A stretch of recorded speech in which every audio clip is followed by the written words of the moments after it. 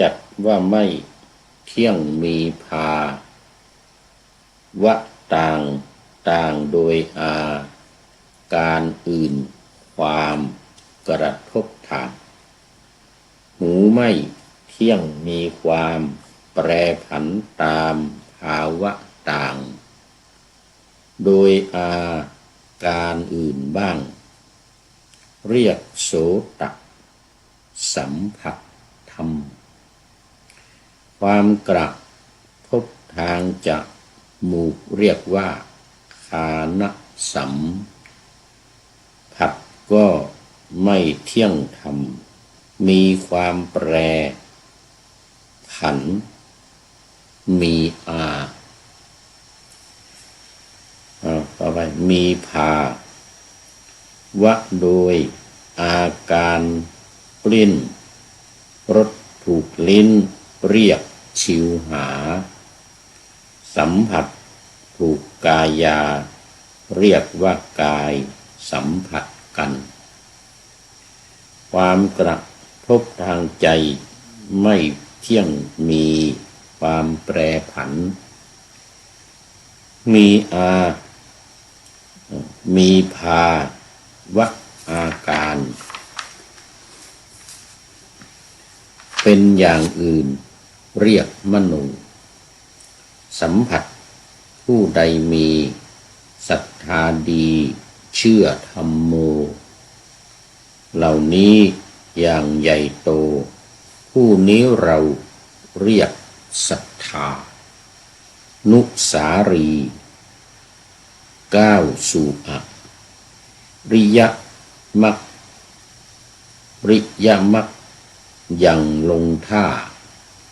ภูมิของพระสัมมาผ่านภูมิของปุถุชนได้แล้วไม่ควรทำกรรมที่ไปสู่วังวนในนรกสับสนภูมิเปรตอสุรกายกำเนิดแห่งหมู่สัตว์ดิรัจฉานไม่ควรตายตราบเท่าที่ยังไม่ทำให้แจ้งโสดาบันขอถวายความนอบน้อมแด่พระรัตนตรัยมีพระพุทธเจ้าเป็นต้นขอถวายความเคารพพระมหาเถระพระเถรานุเถระเจ้าคณะพระสังฆาธิการทั่วโลกมีพระเดชพระคุณพระธรรมเสนาบดีเจ้าคณะภาค7วัดพระธาตุดอยสุเทพเป็นต้นและขออำนวยพรแด่ท่านผู้ฟังท่านผู้ชมสาธุชนพุทธบริษัททั้งหลายวันนี้รายการพระไตรปิฎกลอยฟ้าก็ลอยมาจากวัดโพธิ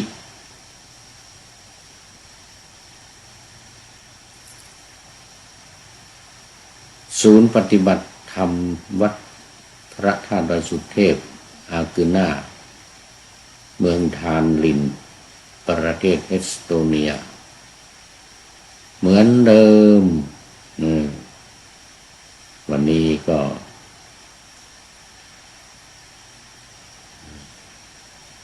ยังมีผู้ปฏิบัติโยคีผู้ปฏิบัติหลงเหลืออยู่กลับไปครึ่งหนึ่งยังเหลืออยู่ครึ่งหนึ่ง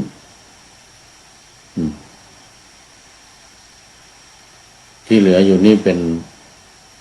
นหมู่ต่างประเทศ4 คนคือมาจากฟินแลนด์ในประเทศฟินแลนด์2 คนแล้วก็เชโกสโลวาก2 คนแล้วก็อีก2 คนเป็นคนเอสโตเนีย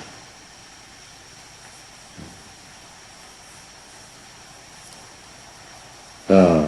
เพิ่งปฏิบัติเสร็จเมื่อกี้นี้เองอยู่ต่อก็ปฏิบัติตั้งแต่ หลังทำวัดเย็นนี่ตั้งแต่หลังทำวัดเย็น1 ทุ่มทำวัดเย็นนิดเดียวแล้วก็ปฏิบัติจนถึง4 ทุ่ม4 ทุ่มกว่านี่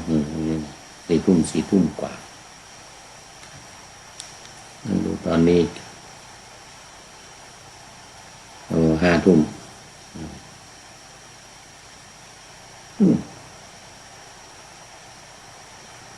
ตอนนี้กำลัง4 ทุ่ม4 ทุ่มกว่าในเมืองไทยตอนนี้ตี 2รถสีทั้งหลายก็คงหลับปุ๋ยกันไปหมดแล้ว หลับปุ๋ยกันไปหมดแล้วยังคงไม่มีใครเข้ามาร่วมวงแล้ววันนี้ แต่ก็ไม่แน่เมื่อคืนยังมีอยู่นะเมื่อคืนที่แล้วมีอยู่หลายท่านที่แน่ๆหลวงพ่อสุทธิสลืมลำคงยังไม่ตื่น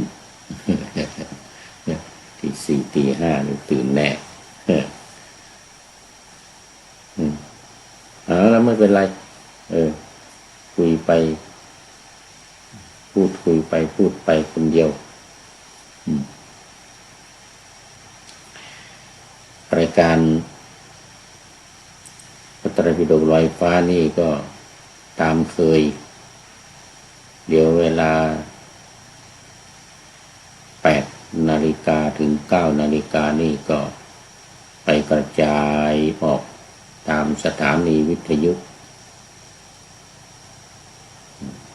5 แห่งคือสถานีวิทยุวัดพระธาตุดอยสุเทพมีพ่อครูวันลบนามวงกลมเป็นผู้อำนวยการอาจารย์พระมหาประสิทธิ์ประสาธิโกเป็นหัวหน้าสถานีและอาตมาภาพพระครูปริยัติยานุสาสน์เป็นผู้บรรยายเป็นประจำทุกวันตอนกลางคืนนะ5 ทุ่มถึงเที่ยงคืนนู่น5 ทุ่มถึงเที่ยงคืนและการบ้วยของสถานีเลยบ้วยของสถานีจริงๆถึงเที่ยงคืนแต่วันเริ่มอีกทีหนึ่งก็นู่นตอนตี 4เริ่มอีกทีหนึ่งตอนตี 42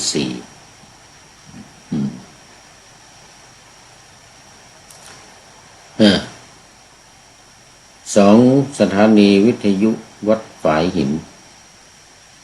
ตำบลสุเทพอำเภอเมืองเชียงใหม่มีท่านพระครูสมุวิสุวัฒน์วรกิจโจเป็นผู้อำนวยการ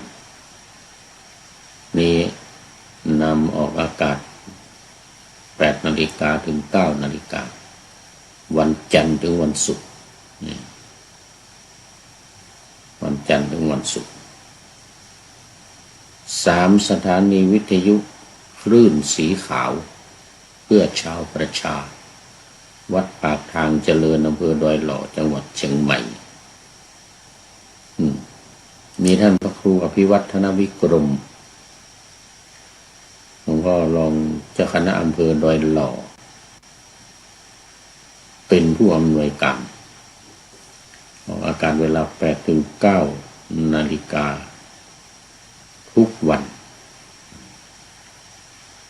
4 สถานีวิทยุชุมชนคณะสงฆ์อำเภอฝาง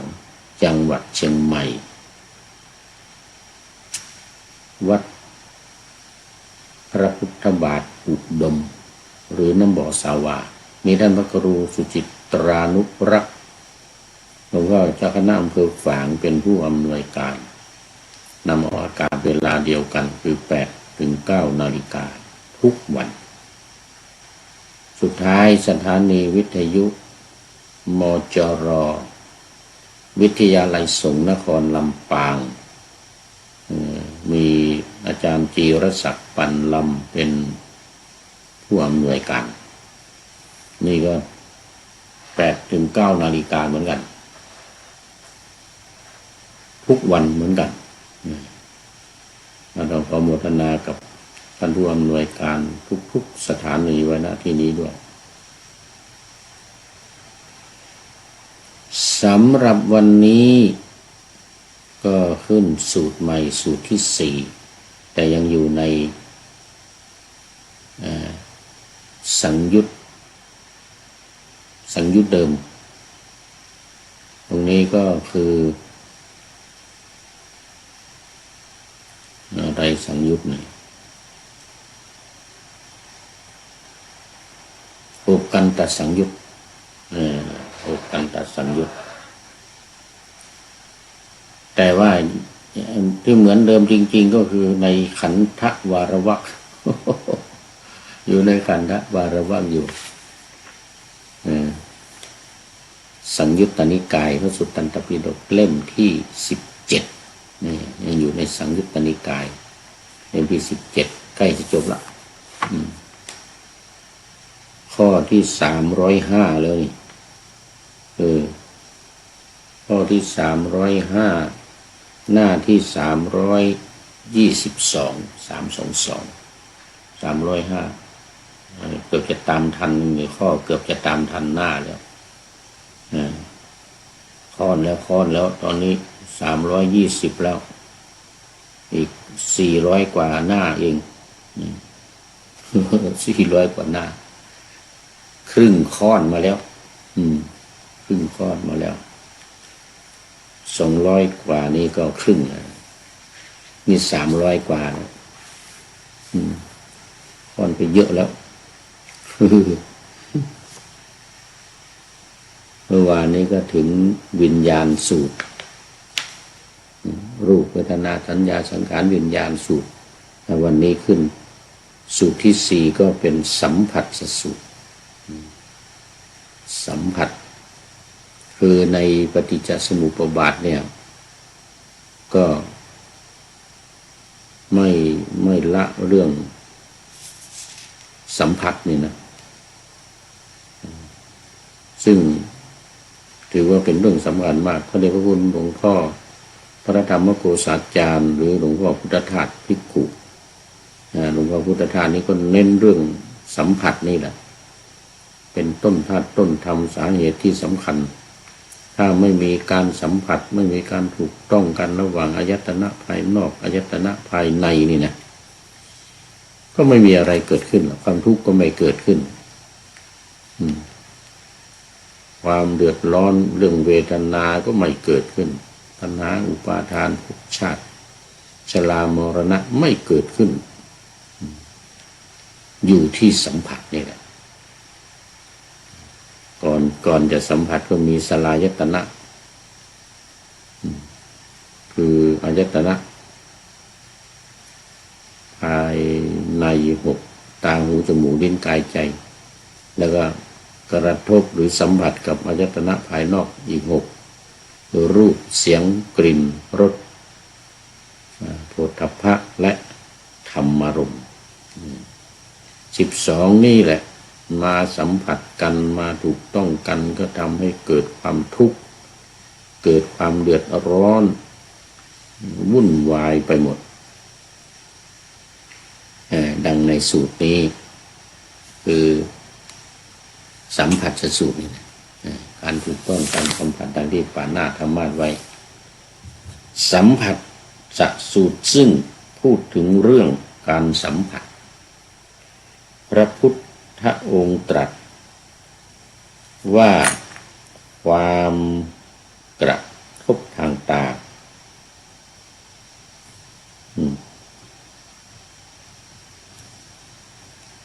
หรือจักขุสัมผัสจัดว่าไม่เที่ยงมีภาวะต่างโดยอาการอื่นความกระทบทางหูไม่เที่ยงมีความแปรผันตามภาวะต่าง โดยอาการอื่นบ้างเรียกโสตสัมผัสธรรมความกระทบทางจมูกเรียกว่าฆานสัมผัสก็ไม่เที่ยงธรรมมีความแปรผันเป็นอาเป็นพานี่อ่านตรงนี้อ่านผิดอยู่เรื่อยเลยมีภาวะโดยอาการปลิ้นรสถูกลิ้นเรียกชิวหาสัมผัสถูกกายาเรียกว่ากายสัมผัสกันความกระทบทางใจไม่เที่ยงมีความแปรผันมีภาวะอาการเป็นอย่างอื่นเรียกมโนสัมผัสผู้ใดมีศรัทธาดีเชื่อธรรมโมเหล่านี้อย่างใหญ่โตผู้นี้เราเรียกศรัทธานุสารีก้าวสู่อริยมรรคหลั่งลงท่าภูมิของพระสัมมาผ่านภูมิของปุถุชนได้แล้วไม่ควรทำกรรมที่ไปสู่วังวนในนรกสับสนภูมิเปรตอสุรกายกำเนิดแห่งหมู่สัตว์ติรัจฉานไม่ควรตายตราบเท่าที่ยังไม่ทำให้แจ้งโสดาบันโสดาบันมันก็คือการถือตัวนี่แหละถือว่าตัวเนี่ยเป็นตัวเป็นตนแล้วก็มีความลังเลสงสัยและปฏิบัติศีลผิดทางไม่ใช่ทางสายกลางเป็นการเคร่งครัดอัตตะลำบากทำให้ตัวเองลำบากแล้วก็เป็นการยืนกระต่ายขาเดียวรักษาแต่ศีลอย่างเดียวเนี่ยเขาเรียกยืนกระต่ายขาเดียว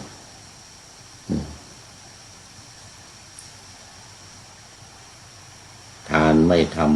ำภาวนาไม่ทำศีลทานภาวนา3อย่างไม่ทำมันก็ไม่ครบบุญกิริยาวัตถุ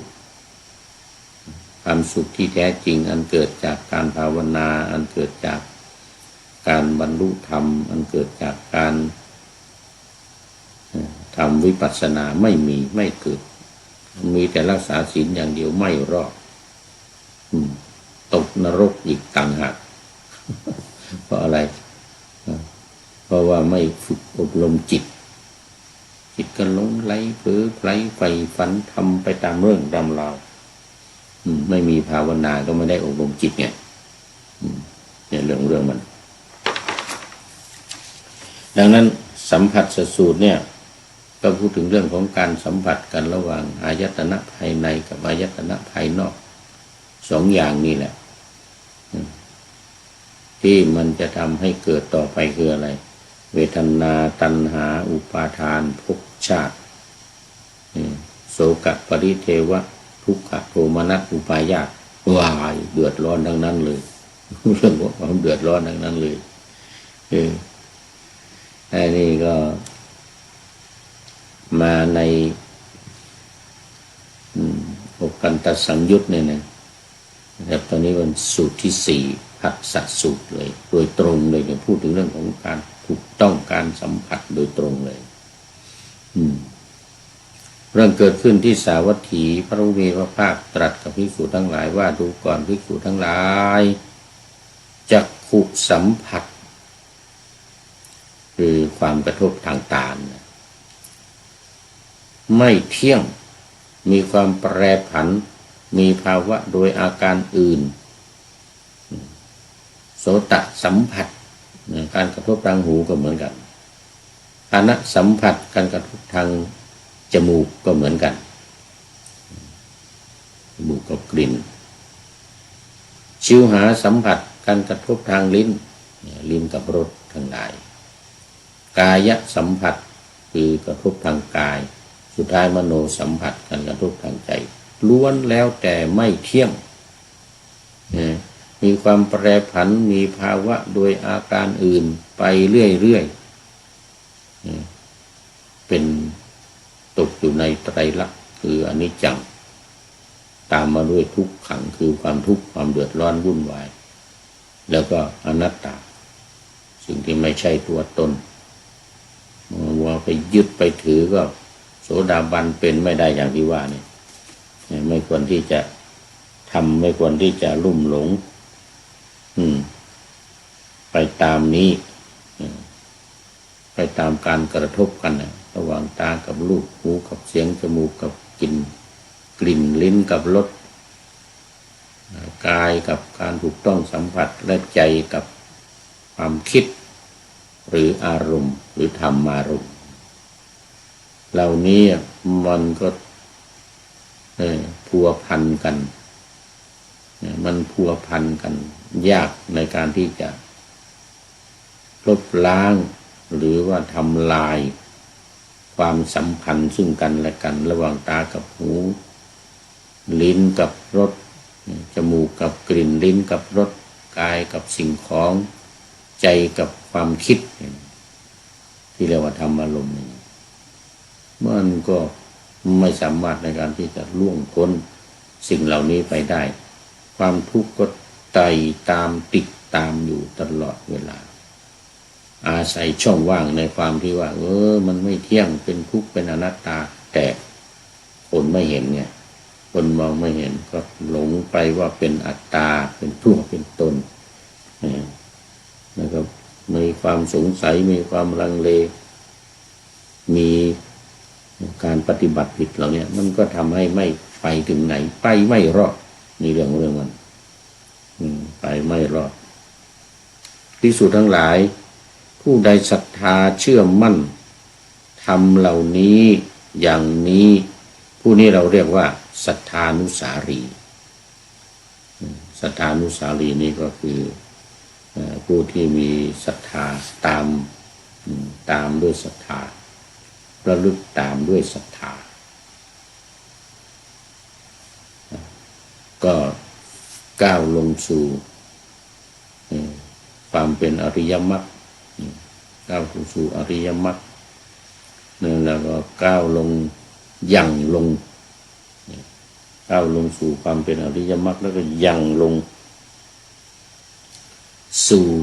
ภาวะแห่งความเป็นสัมมาสัมพุทธองค์สัมมาสัมโพธิญาณจะก้าวเข้าสู่การบรรลุมรรคผลนิพพานอย่างแน่นอนในชาติหน้าไม่เกิน7 ชาติ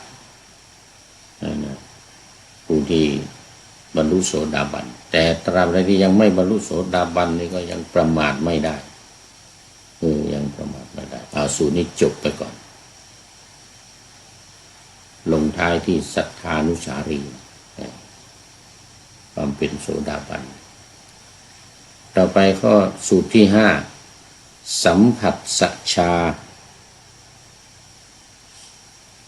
เวทนาสัมผัสสัจชาเวทนาสูตรอันนี้เป็นพูดเกี่ยวกับเวทนาที่เสวยและความสุขความทุกข์หรือไม่สุขไม่ทุกข์เกิดขึ้น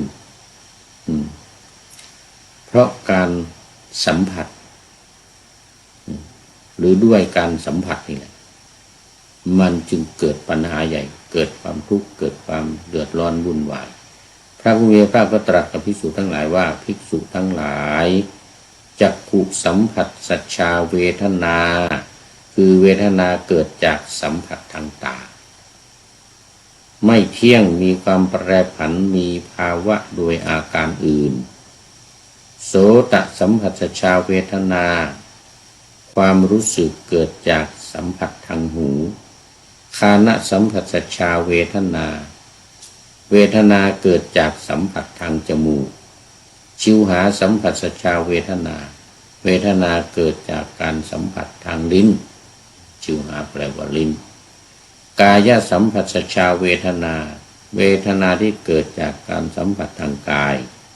สุดท้ายมโนสัมผัสสัจชาเวทนาเวทนาเกิดจากสัมผัสทางใจ ล้วนแล้วแต่ไม่เที่ยงมีความแปรผันมีภาวะโดยการเป็นอย่างอื่นอยู่เสมอเรื่อยๆไม่คงทนไม่อยู่กับที่อันนี้เรียกว่าสัมผัสสัจจาเวทนาภิกษุทั้งหลายผู้ใดศรัทธาเชื่อมั่นทำเหล่านี้อย่างนี้ผู้นี้เราเรียกว่าศรัทธานุสารีเหมือนกันศรัทธานุสารีก็เท่ากันกับว่าโสดาปันนั่นแหละจะสำเร็จ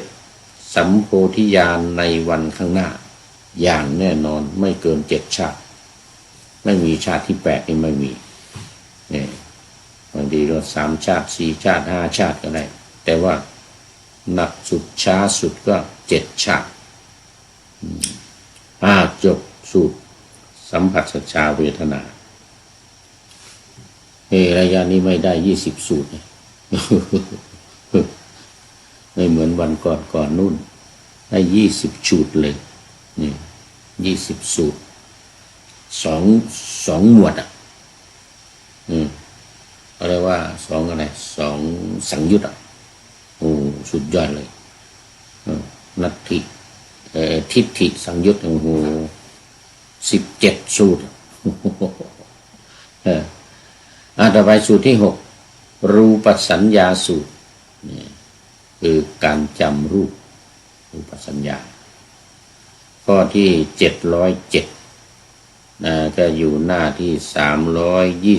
324ใจความก็คือว่า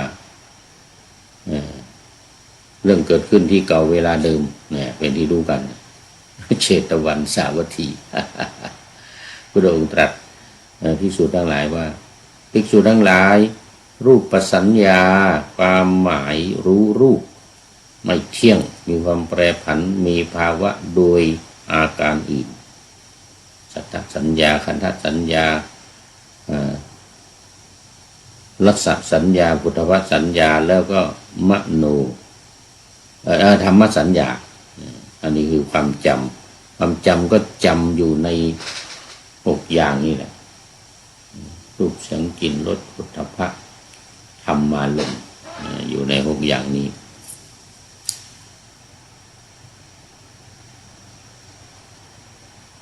ภิกษุทั้งหลายธรรมสัญญาคือความหมายรู้ธรรมารมณ์นี้ไม่เที่ยงมีความแปรผันมีภาวะโดยอาการอื่นภิกษุทั้งหลายผู้ใดศรัทธาซึ่งเชื่อมั่นธรรมเหล่านี้อย่างนี้ผู้นี้เราเรียกว่าศรัทธานุสารีจะก้าวลงสู่ความเป็นสัมมาสัมโพธิญาณอย่างแน่นอนในวันข้างหน้าไม่เกิน7 ชาติรูปสัญญาสูตรที่6นี้ก็จบอีกวันนี้น่าจะได้20 สูตรแน่เดี๋ยวต้องดูหมวดก่อนสาระใจความมันเหมือนกันในรูปสัญญาก็คือว่าเจตนา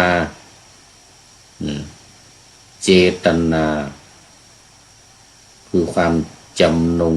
เจาะจงลงไปที่รูปที่เวทนาที่สัญญาที่สังขารและวิญญาณมันเป็นสิ่งที่ไม่เที่ยงมีความแปรผันโดยอาการอื่นเสมออันนี้สัทธสัญญาขันธสัญญารสสัญญาพุทธวสัญญาและธรรมสัญเจตนาก็เหมือนเดียวกันมีความจำนงในพุทธะในรสในชาติในกลิ่นในสีความแปรผันมีภาวะโดยอาการอื่นภิกษุทั้งหลายผู้ใดศรัทธาเชื่อมั่นทำเหล่านี้อย่างนี้ผู้นี้เราเรียกว่าศรัทธานุสารีจะสำเร็จสัมโพธิญาณเป็นพระพุทธเจ้าเป็นพระอรหันตเจ้าในวันข้างหน้าแน่นอน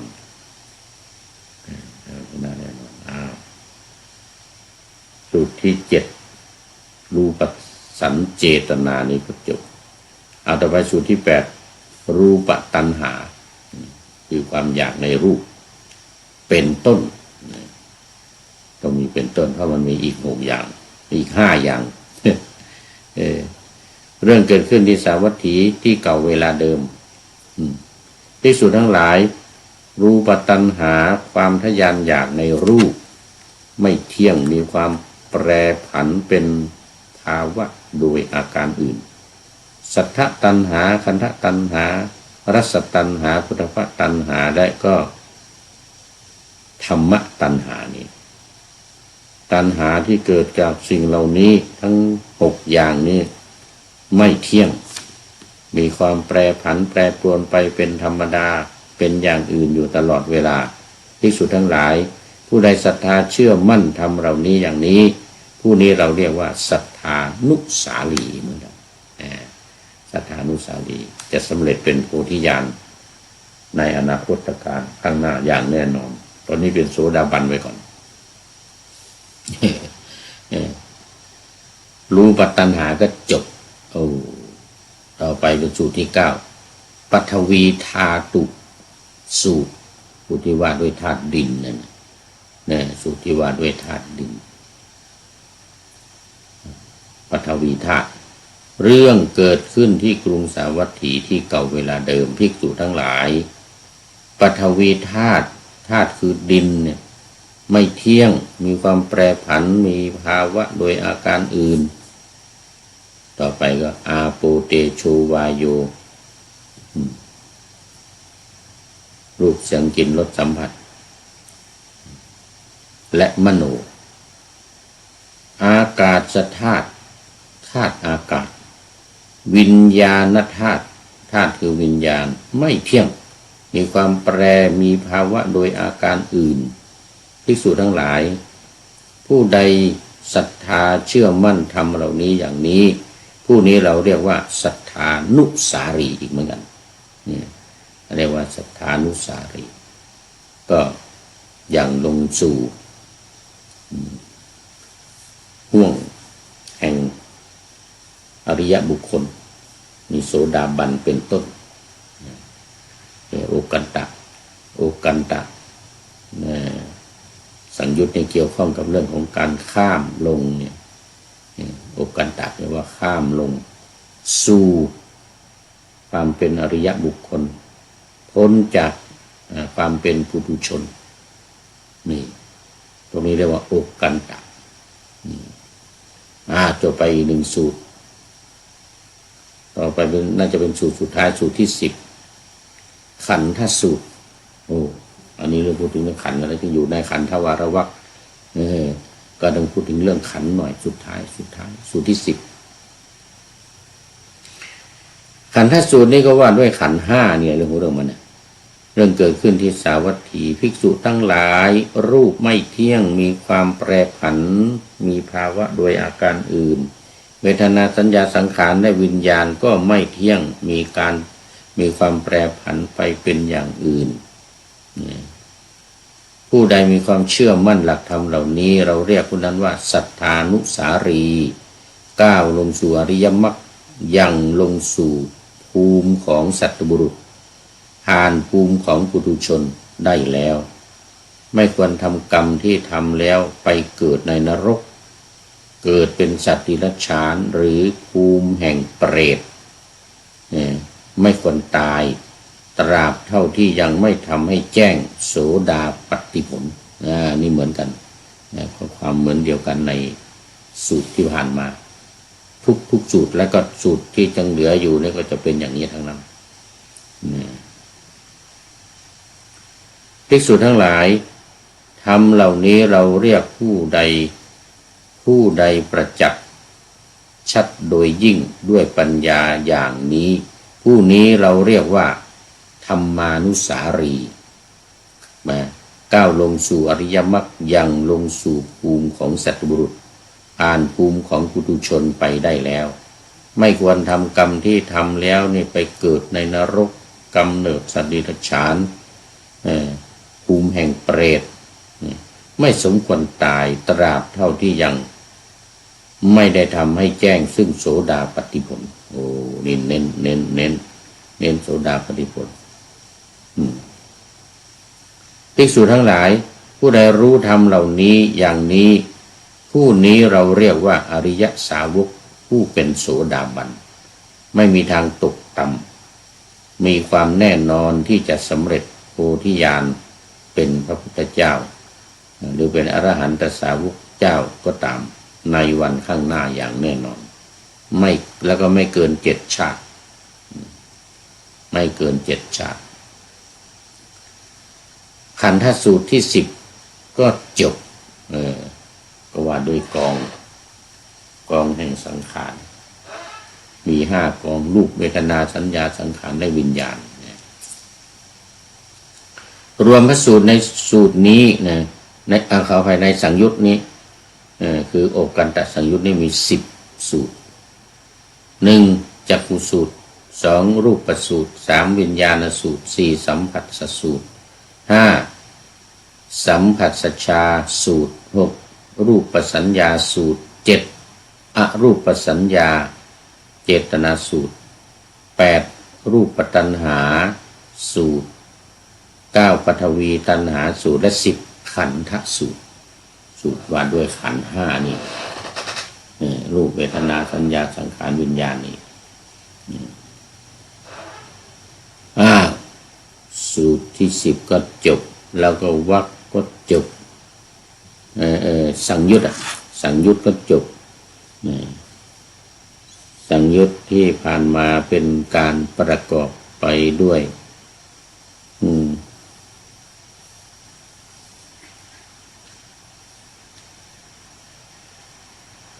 อะไรนะ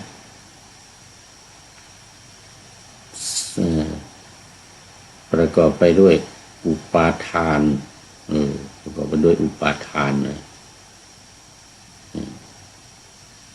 ในต่อไปนี้เป็นอุปาทานสังยุตอันนี้จะเกี่ยวข้องกับเรื่องของการยึดถือการยึดมั่นถือมั่นการยึดมั่นถือมั่นมาดูสูตรแรกก่อนยังอยู่ในขันธวรวรรคนะสังยุตตนิกายพระสุตตันตปิฎกเล่มที่17อุปาทานสังยุตดูสูตรแรกก่อนจักขุสูตรว่าด้วยจักษุเรื่องเกิดขึ้นที่เดิมเวลาเดิมที่เก่าเวลาเดิมพุทธองค์ก็ตรัสกับภิกษุทั้งหลายว่าภิกษุทั้งหลายความเกิดขึ้นความตั้งอยู่ความบังเกิดความปรากฏแห่งจักษุนี้เป็นความเกิดขึ้นแห่งทุกข์เป็นความตั้งอยู่แห่งโรคเป็นความปรากฏแห่งชราและมรณะความเกิดขึ้นความตั้งอยู่แห่งโสตคานะชิวหากายะมโนก็เช่นเดียวกันคือเป็นความเกิดขึ้นแห่งทุกข์เป็นความตั้งอยู่แห่งโรคเป็นความปรากฏแห่งชราและมรณะและเมื่อมีชราและมรณะสิ่งที่จะตามมาคืออะไรโศกปริเทวะความเศร้าโศกความพิไรลำพันธ์ทุกข์โทมนัสความทุกข์ทางกายความทุกข์ทางใจอุปาญาตความคับแค้นใจตามมาเป็นพรวนภิกษุทั้งหลายส่วนความดับความสงบระงับความตั้งอยู่ไม่ได้แห่งจักษุนี้เป็นความดับแห่งทุกข์เป็นความดับแห่งโรคเป็นความดับแห่งชรามรณะเป็นต้นนอกจากในความดับโสตคานะชิวหากายมโนก็มีใจความเช่นเดียวกันนะซึ่งจะสงบระงับแล้วก็ตั้งอยู่ไม่ได้แห่งมโนคือใจนี้เป็นความดับแห่งทุกข์เป็นความสงบระงับแห่งโรคแล้วก็เป็นความตั้งอยู่ไม่ได้แห่งชราและมรณะจักขุสูตรนี่ก็จบต่อไปดื่มน้ำแป๊บ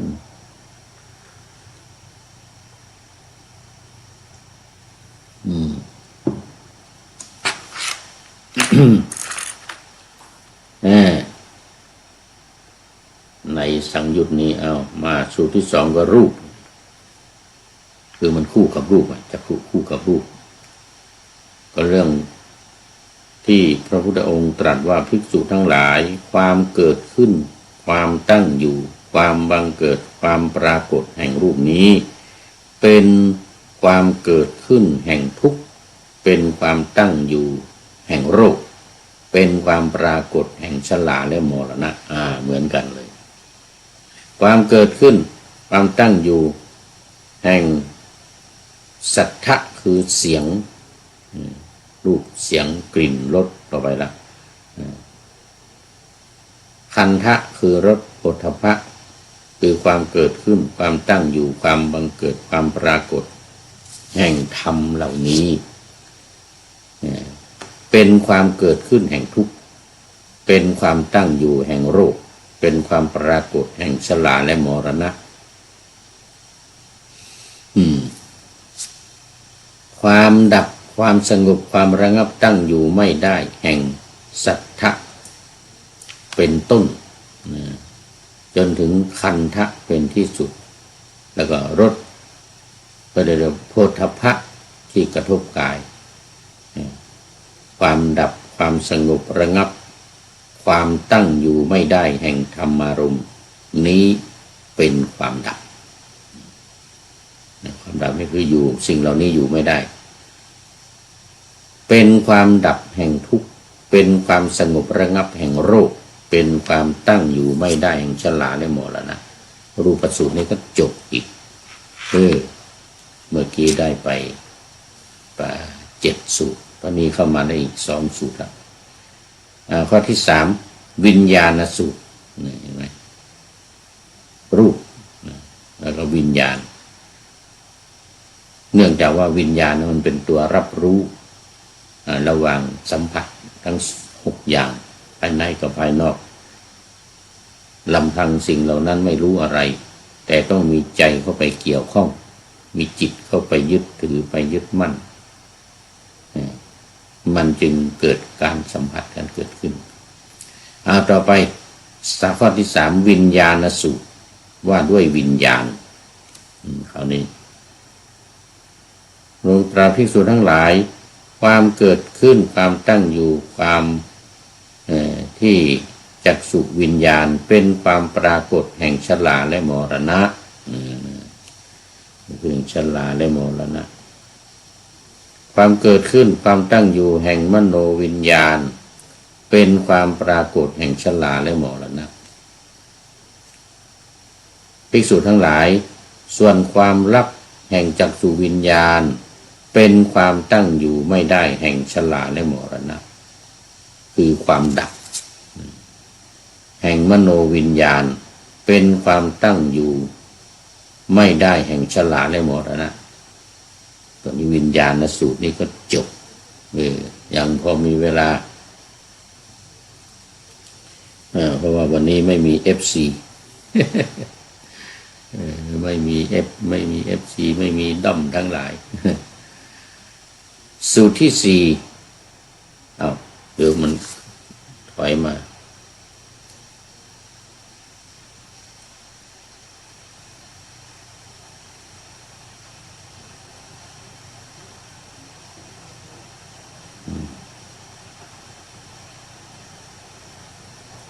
จักขุสูตรรูปสูตรวิญญาณสูตรสัมผัสสูตรสัมผัสชาสูตรสัญญาสูตรสัญเจตนาตัณหาสูตรธาตุสูตรแล้วก็ขันธสูตรเหมือนกันกับอันนี้ข้างบนเพราะนั้น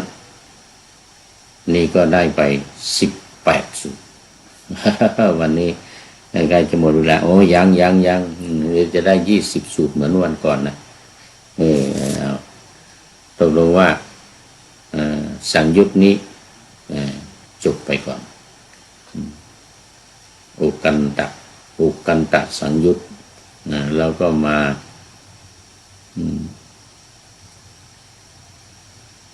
อุปทานสังยุตต่อไปนี้จะเป็นกิเลสสังยุตจะเกี่ยวข้องกับกิเลส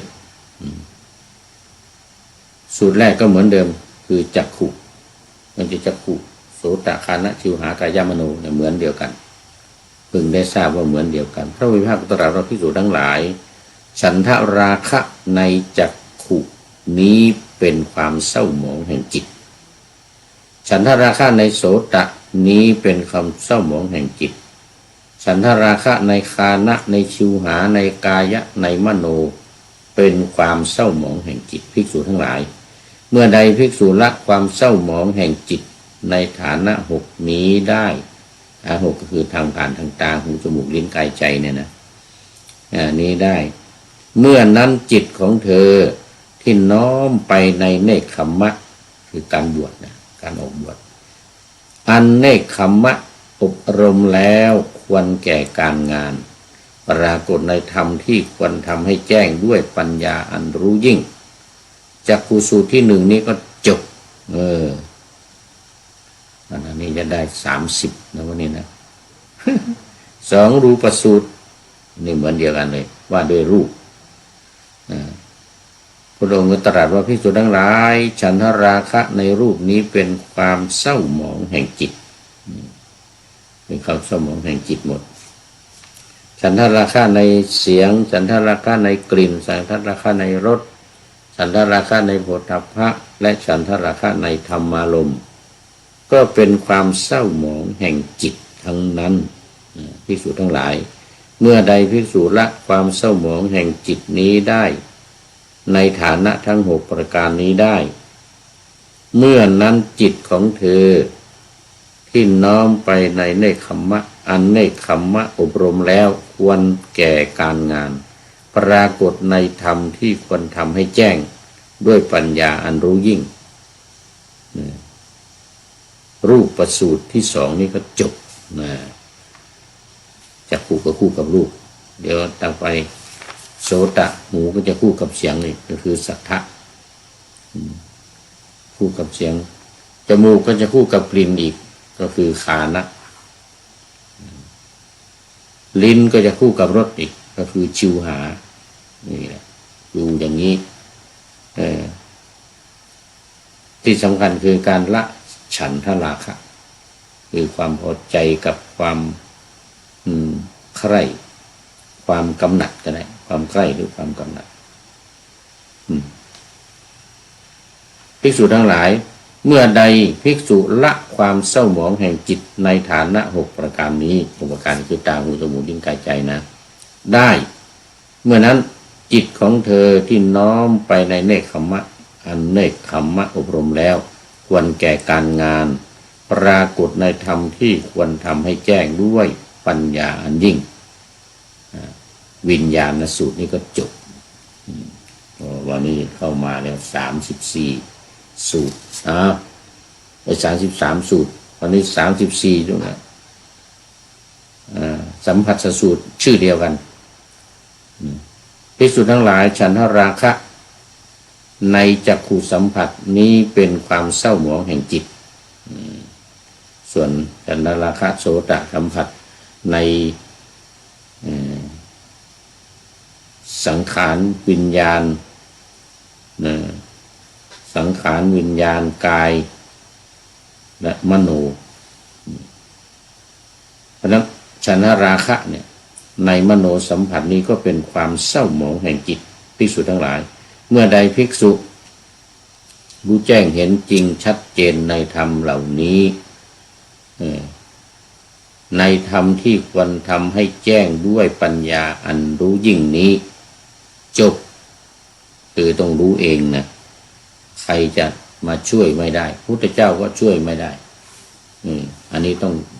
ใครอยากได้ปัญญาหรือมีปัญญาเนี่ยต้องอบรมต้องศึกษาเองใครจะหยิบยื่นให้กันแบบง่ายๆเหมือนยื่นหมูยื่นแมวนี่ไม่ได้ถ้าเหมือนยื่นหมูยื่นแมวนี่โอ้ใครก็ได้กันหมดเลยนะเอาสูตรที่5บ้างสัมผัสสัจฉาแล้วนี้ความสัมผัสสัจฉาเวทนามีคู่กันนะทุกเวทนาต้องมีคู่กันไปนะพระองค์ตรัสว่าภิกษุทั้งหลาย ฉันทราคะในจักขุสัมผัสสัจจาเวทนานี้เป็นความเศร้าหมองแห่งจิตฉันทราคะในโสตสัมผัสสัจจาเวทนาคานะสัมผัสสัจจาเวทนาชิวหาสัมผัสสัจจาเวทนากายสัมผัสสัจจาเวทนาและธรรมาสัมผัสสัจจาเวทนาภิกษุทั้งหลายเมื่อใดภิกษุทั้งหลายจดจำในธรรมที่ควรทำให้แจ้งด้วยปัญญาอันรู้ยิ่งเมื่อนั้นภิกษุนั้นชื่อว่าปฏิบัติเจริญรอยตามเราตถาคตนะสัมผัสสัจจาสูตรที่5นี้ก็จบละ25สูตรแล้วต่อไป26สูตรที่26ของวันนี้วันนี้จะต้องได้30นะนี่ สัญญาสูตรนี่ก็ว่าด้วยสัญญา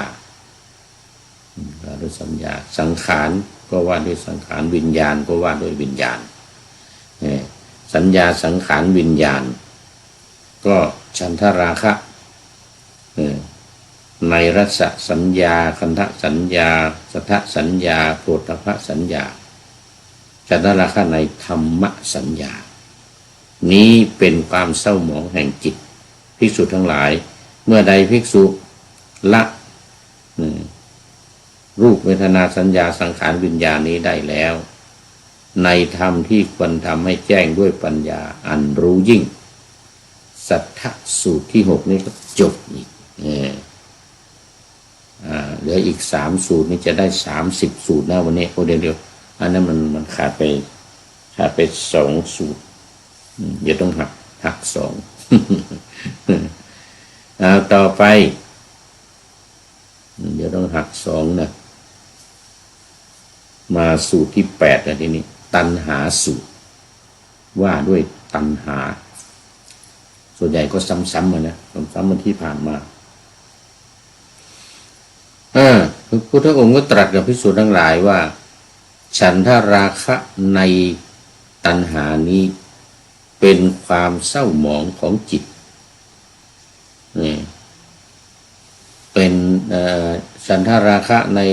สัทธตัณหาคันธตัณหาราคะตัณหาโผฏฐัพพตัณหาและธรรมตัณหานี้เป็นความเศร้าหมองแห่งจิตภิกษุทั้งหลาย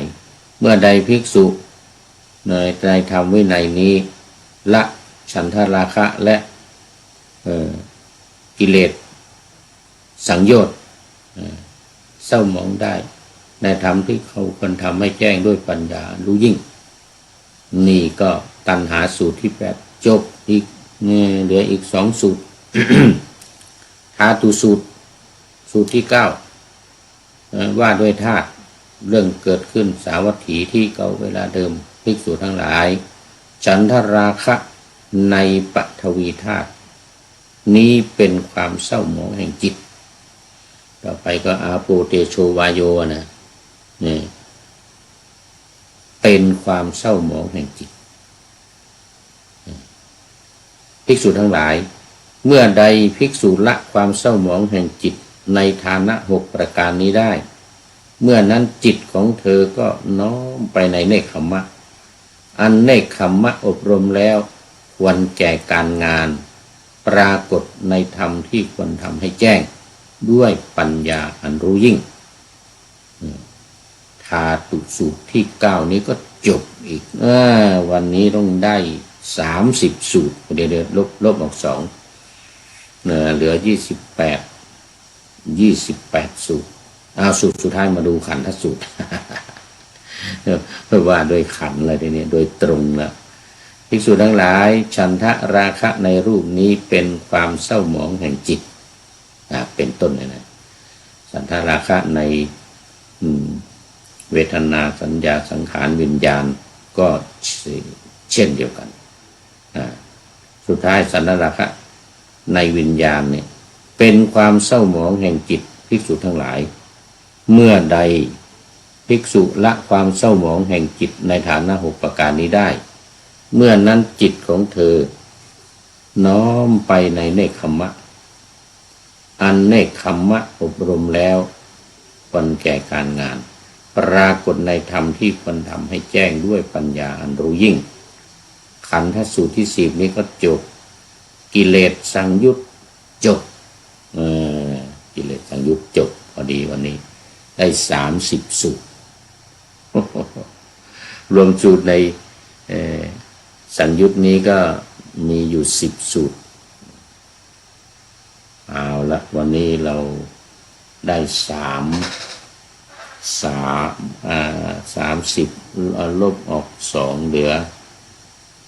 28สูตรทำสถิติจากวัน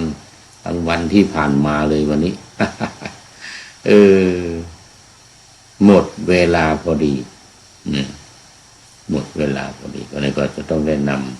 ำรายการพระไตรปิฎกลอยฟ้านี้จากท่านผู้ฟังไปวันนี้ได้30สูตรเสร็จแล้วก็ตรงนี้ก็จบไปด้วยกิเลสสังยุตนี่ก็จบต่อไปจะต้องขึ้นสังยุตใหม่เรียกว่าสารีบุตตสังยุตอันนี้จะเกี่ยวข้องกับท่านพระสารีบุตรอันนี้เอาไว้ในวันต่อไปเนี่ยวันนี้เอาไว้แค่นี้ก่อนขอนำพระไตรปิฎกลอยฟ้าไปจากผู้ฟังทั้งหลายในโลกล่า